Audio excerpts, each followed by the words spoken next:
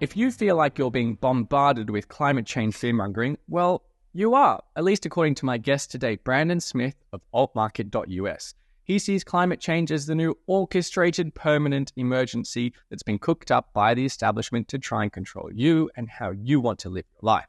Brandon, welcome to Fortune and Freedom. Before we dig into who you are to be giving us this warning, and also to what's behind all of this, which is what your analysis has exposed, I want you to make this a bit more visceral to people living at home. How exactly is the establishment going to try and use this fear that they've been cooking up in order to control us? Well, I would compare the climate change hysteria very much to the recent COVID hysteria, the use of an existential threat, the idea that every single individual is somehow culpable for the destruction of the planet or the destruction of humanity, and that means that every single person must be micromanaged by the establishment or by the government in order to avoid such a calamity. And that's sort of I think the root of the climate change agenda, as very similar to COVID. It also strikes me that the policies that they've been tossing around are surprisingly similar. Constraints on our ability to travel and move around, constraints on what we can buy, constraints on what we can own, constraints on what we can use. It's also familiar, right? Yeah, and it's funny because all of this sort of ties back to economics, to the economy, and to how people engage with the economy, how they participate in the economy, and what they're allowed to do and not allowed to do. If you notice during COVID, one of the primary sort of thrusts of the agenda was the vaccine passports. And I think that was really the key thing that they wanted. They didn't quite get it, luckily, but that was the key thing that they wanted out of the whole crisis was the vaccine passports, because if they got that, then every single person would have to go to the government as a middleman in order to engage with the economy at all. You wouldn't be able to get a job. You wouldn't be able to shop in a lot of places. You might be stuck at home until you comply with the passports. The climate change agenda is very similar in that what they're trying to do, I think, for one, they do want to institute something like a climate lockdown so that certain parts of the economy, industry, things will be shut down for certain periods of time. They'll decide when they want to shut those things down. They also want what's called smart cities, which includes appliances. It's a network of appliances in your home. They're all attached to the internet. They all communicate with a central hub that indicates how much carbon, how much energy you're using, how much carbon emissions you're putting out, and your life will be sort of determined by how little electricity you use, how little carbon you put out. Your privileges in the economy will be dictated on that. One of the things I found out about this is that even though a lot of it's in the public sphere, and even though we've just been through a lot of it with COVID, people who warn about these issues are branded as conspiracy theorists. And I just can't quite, understand that combination. So how do you think about it? I've been doing this for almost 20 years now, and I think a lot of what we would call the liberty movement or the alternative media, a lot of what we predicted has come true. And so at this point, especially after the pandemic and the lockdowns and some of the policies they tried to put forward during that, it's really hard, I think, for people to say now that that's all conspiracy theory. The mask has sort of come off at this point. With the climate change agenda, it's a little more difficult because it's more ethereal. The threat of a climate calamity is built on the idea of a causational relationship between human beings and the climate, which climate scientists have never proven. They have proven some correlation, but correlation is not causation. So they could always argue that it's probably that human beings are probably the cause of this problem or that problem with the climate. They haven't provided any proof, and it's hard for us to say for certain it's not. We can provide evidence that shows that the climate has changed without human beings many times and throughout the Earth's history, but it's more ethereal. It's more difficult for people to put their finger on. So whenever summer rolls around and it gets hot, the media bombards people with this propaganda of it's global boiling. It's global boiling now. 90 degrees 10 years ago was fine. 90 degrees today is global boiling. So it's a little more difficult, and I suppose it may be a little more easy to sow the seeds of fear with people and maybe cause a panic. It's hard to say. You mentioned there 20 years of doing this. It hasn't just been about climate change, though. So tell us about some of the other issues that you've been covering and writing about and your background in doing that sort of thing. Well, I'm primarily involved in economics, and I started out with economic analysis, mostly on central banking, global banks, international institutions that have influence over economics and finance. And it's sort of, as it usually does, it sort of spreads into other areas of the system or of society. And what I discovered was that a lot of what we would call the globalist conspiracy is sort of rooted in economics and controlling the economy, and everything else is kind of peripheral. So you had the COVID event, or you have climate change. A lot of these different agendas are rooted in the economy and trying to control how people interact in the economy. And this is where things are going to get really interesting, because you've made that link between the sorts of issues that we're more familiar with in politics and economics and the issue of climate change. And you argue that this issue of climate change, it's like it's created an ends justify the means argument. It's created a situation where, because we're trying to save the planet, we can do anything we want, anything we like to the population, because in the end, we're trying to save the planet. So if you argue against that, then you're pro complete destruction of the Earth. So what are they turning to in terms of the means? What have they got planned for us, given this new power that climate change as an excuse, as an ends, has given them? Well, the climate change agenda started, I would say, back in the early 70s with the Club of Rome. And a lot of people don't realize that it was all sort of culminated and planned out in that group in the early 70s. Now the Club of Rome is sort of a joke. They're not a real thing anymore. It's mostly progressive hippies just hanging out, talking about the end of the world. But in 71, 72, it was made up of a lot of major players, UN officials, U.S. officials, a lot of major government people at that time were connected with that group. And one of the things they outlined in their white papers and in their books was the need for, again, an existential crisis, something that would,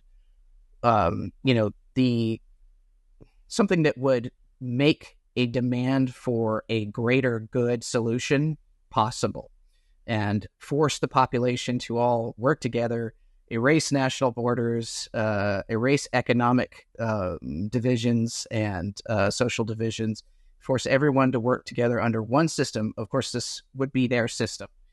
And I think the basis of, there's the economic basis of this demands, first of all, carbon taxation.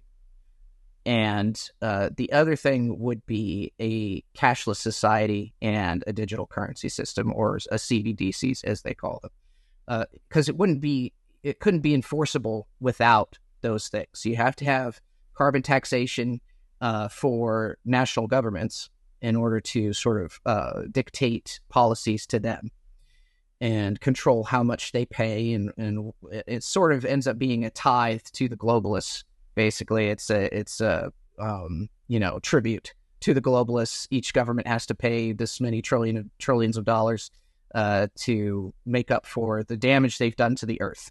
And then the globalists sort of control that cash flow, that money supply, and they can spread it out to whoever they want, whenever they want. So then there becomes a system of punishments and privileges. That's on the national side with carbon taxation. And then you have the CBDCs in the cashless society, which is more geared towards micromanaging the population. And with a cash-based system, they would never be able to enforce carbon controls because you have privacy in trade with cash. As much as we bang on cash and fiat money and how terrible it is, at least there's some privacy involved. And with cash, you can set up an alternative system. You can have a black market system. You can skate under the radar. Well, with CBDCs, it's not possible. And that combined with AI, with the monitoring capabilities of AI, would make it very difficult for any kind of system, trade system to exist without their control. And then you have, along with that, is sort of the social credit system, which we see in China. And that would be the ultimate end game of CBDCs, carbon controls, all of that. It would be the social credit system. And they would base it partially on climate rules and carbon taxation. So if you want to say you want to eat a steak, you want to eat a New York strip steak. Well, first of all, they might not let you do that. They might decide that carbon, and they've talked about this, that the carbon emissions are too much you've used up too much of your carbon points to have a steak this month. So they lock up your accounts. They make it so you can't buy steak. You can buy other things. You can buy bugs. You can buy Caterpillar oatmeal or whatever they want. But you can't have steak. Then there's the issue of them just shutting your account down completely, punishing you for saying things on social media that they don't like, being critical of the carbon taxation, being critical of the government, being critical of the UN. They could just shut your account down and starve you to death. And their goal would be to make it so people see that as acceptable because you are threatening the health and stability of the earth itself. A key part of this, which will sound very familiar to Nigel Farage's Brexit supporters, is that a lot of this takes place at the level of multinational institutions like the World Bank and the IMF and the IPCC, rather than taking place at the government level. And part of the reason for that is to try and avoid and evade the idea of democratic accountability. Is this a case of governments working together, or is this, as I see it, a case of politicians trying to create jobs for themselves after they've been fired by the electorate? As far as globalist institutions working outside of government, or yeah. I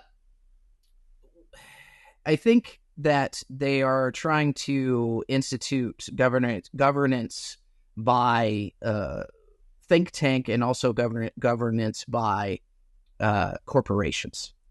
And the reason I think that is because they keep talking about inclusive capitalism. I'm sorry. They call it capitalism, yeah. Yeah. And part of that is setting up these sort of commissions and organizations in which corporate leaders are making decisions in terms of what you and I can do in the economy, what we're allowed to buy from them, what they're going to sell, and how they're going to market things, which usually ends up being more propaganda than marketing, as far as marketing a product. So that's really what's going on, is they're slowly moving government or connecting government into these think tank institutions and also with governance by corporations. I think the ultimate end game would be that you would have a government that's purely faceless, nameless. You don't vote for anyone. There's no accountability, and it's only corporate banking interests, and globalist institutions. Do you think these people are at all worried about the climate and about emissions and pollution, or do you think this is a purely cynical excuse and justification and means for what they want to do anyway? I don't think they actually worry about the climate. I think they know that the majority of the science is rigged in favor of hysteria. I do think that some of the people involved in these groups have an odd cult-like fascination with Earth worship, and we've seen evidence of that. But other than that, I don't think that they care at all about the environment. If they did, then there would be they would be putting these billions and sometimes trillions of dollars from false climate science into real issues. What are their real goals that are behind this then? Is just attempted at reaching for power, or have they got some sort of idealist or ideological motivation that's pushing them, and they're just using climate change as a justification? It's definitely, the primary goal would be complete centralization of governance or a world government. That would be the primary goal. The secondary goal would be the ability to micromanage the entire population, every single decision that they make, at least economically. Why is that appealing to anyone, though? I don't understand what would make someone dedicate their life to this particular project. It gets complicated, but I have a theory, if you want to hear it. My running theory is that the globalists are a organization of what's the phrase? They're an organization of working psychopaths. Okay, and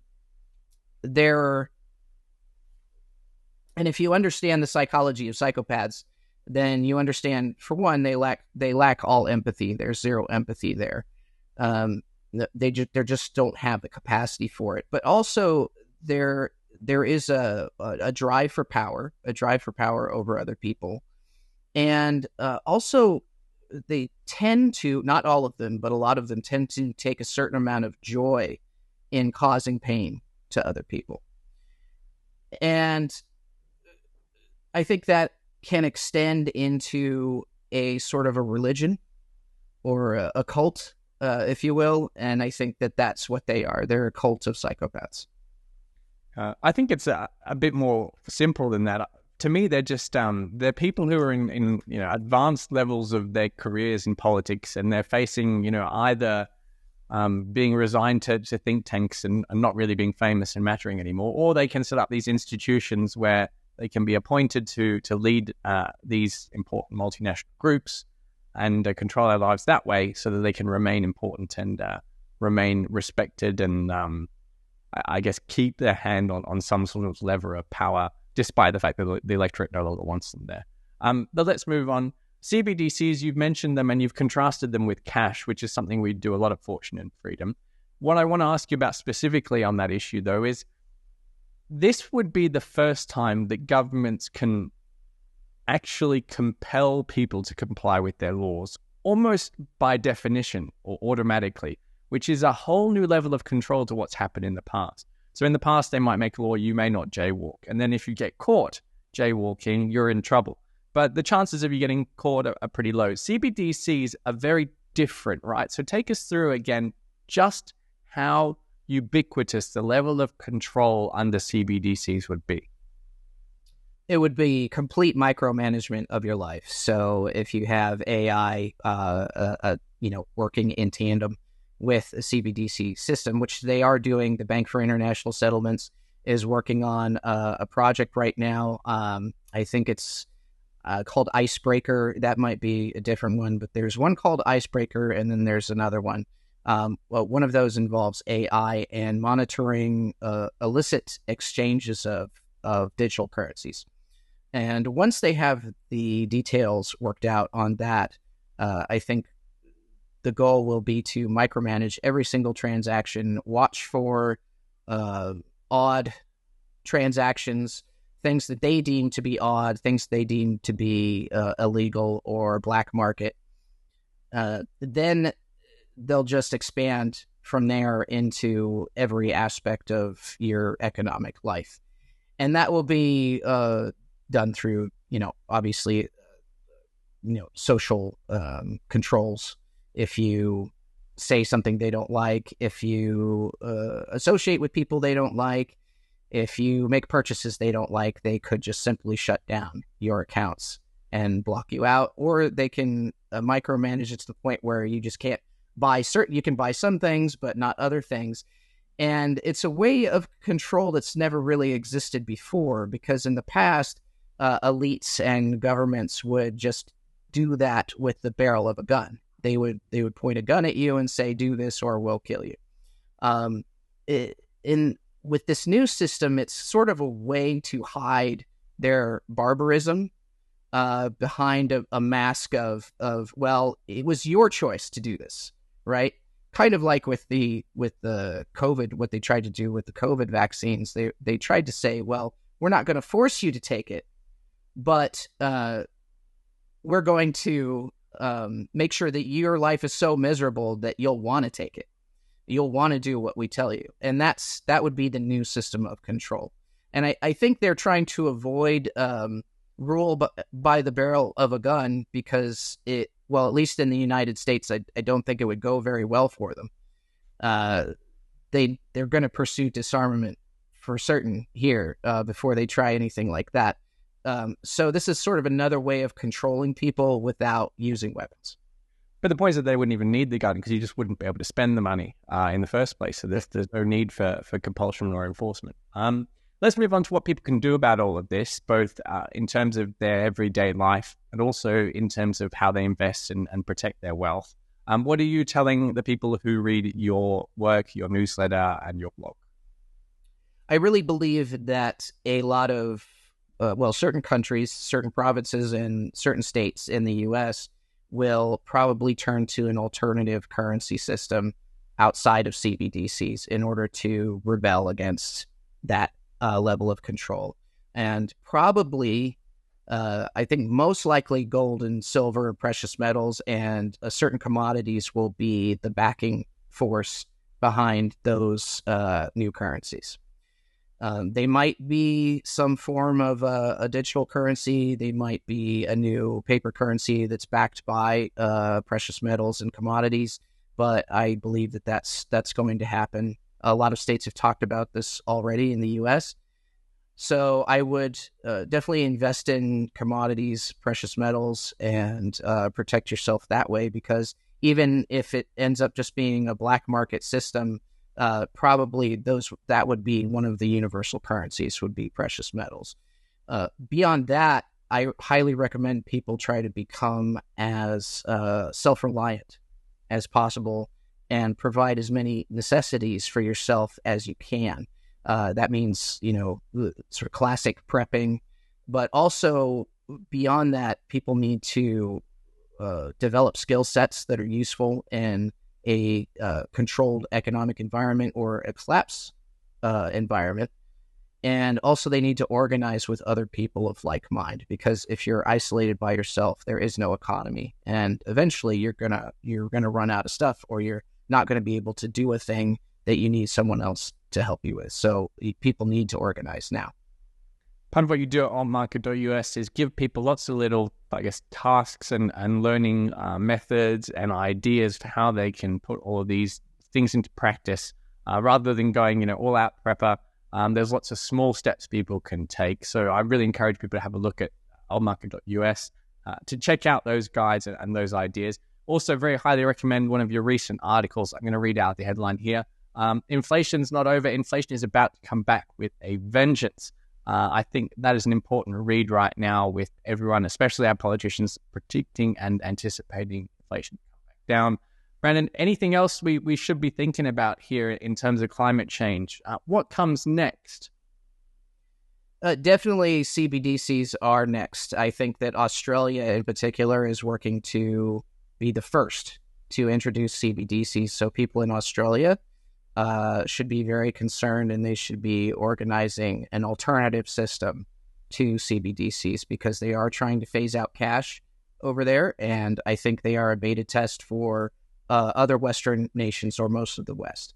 So however successfully it goes in Australia, they may be encouraged to try to do it everywhere else. So fight back as much as you can there. And, again, we really need to start organizing alternative economies based on self-sufficiency and commodity-backed currencies. Wonderful. First lockdown's now this. I better call my family in Australia to prepare. Thanks very much for joining us, and to everyone home, thanks for watching. Thanks for having me.